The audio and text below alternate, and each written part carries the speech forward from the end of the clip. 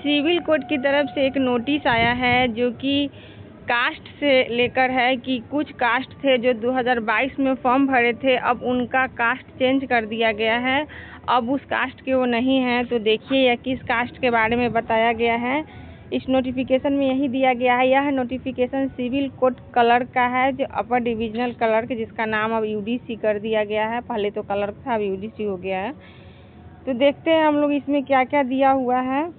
देखिए यहाँ पे जो कास्ट दिया गया है ना, जब 2022 में ही फॉर्म भराया था, जो यहाँ पे देखिए सवासी पनार और ताती तत्वा कैटेगरी के जो कास्ट थे अपान, ये जो 4 कैटेगरी है ना, तो ये लोग जब 22 में फॉर्म भरे थे ना, तो उस टाइम ये लोग एससी कैटेगरी में फॉर्म भरे थे। देखिए यहाँ पे दिया गया है, as such all the candidate who have claim SC category reservation on the basic of Pan Sawasi और पनार कास्ट। बट अब क्या हुआ है ना कि इन लोग का कैटेगरी चेंज हो चुका है, अब ये लोग ईबीसी में आ गए हैं। बताइए, बहुत दिक्कत है, क्योंकि जो कटअप की इतना अगर जिनका मार्क्स आया होगा तो उनको तो काफ़ी दिक्कत हो सकता है, क्योंकि ईबीसी से जो है ना एससी का कटअप कम था, ईबीसी का कटअप एससी से ज़्यादा है। तो अब ये लोग ईबीसी में आएंगे। अब ये लोग के लिए नोटिस आया है कि एक फॉर्म भरना होगा ये लोग को, जो नीचे दिया हुआ है।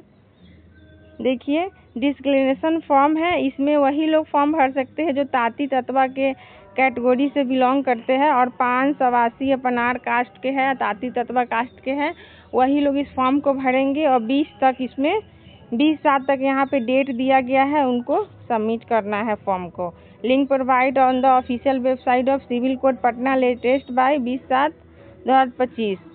तो ये उसी कैटेगरी के लिए है, ताती तत्वा कैटेगरी के लिए दिया गया है नोटिस। मतलब सिविल कोर्ट में कॉपी उपी चेक हो चुका है, अब रिजल्ट तैयार किया जा रहा है, तभी ऐसा नोटिस दिया जाता है कि हाँ ताती तत्वा का मैटर बड़ी होता है। हर एग्ज़ाम में इसका देखा जाता है कि पहले यह कैटेगरी में रहता है एससी में, फिर ईबीसी में हो जाता है, फिर एससी में हो जाता है, फिर ईबीसी में हो जाता है। तो फिर इस एससी कैटेगरी का तो थोड़ा सा कंपटीशन कम गया है, क्योंकि यहाँ से ये लोग जाके डायरेक्ट जा रहे हैं ईबीसी में।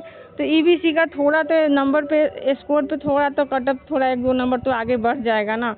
और उससे भी ज़्यादा दिक्कत इन लोग को भी होगा, क्योंकि अगर जो एससी से क्वालिफाई किए होंगे अब वो डायरेक्ट जाएंगे ईबीसी में, तो उनको भी दिक्कत होगा, क्योंकि अगर बॉर्डर लाइन पे रहेंगे तो फिर उनको हटा दिया जाएगा, उनका सिलेक्शन नहीं होगा।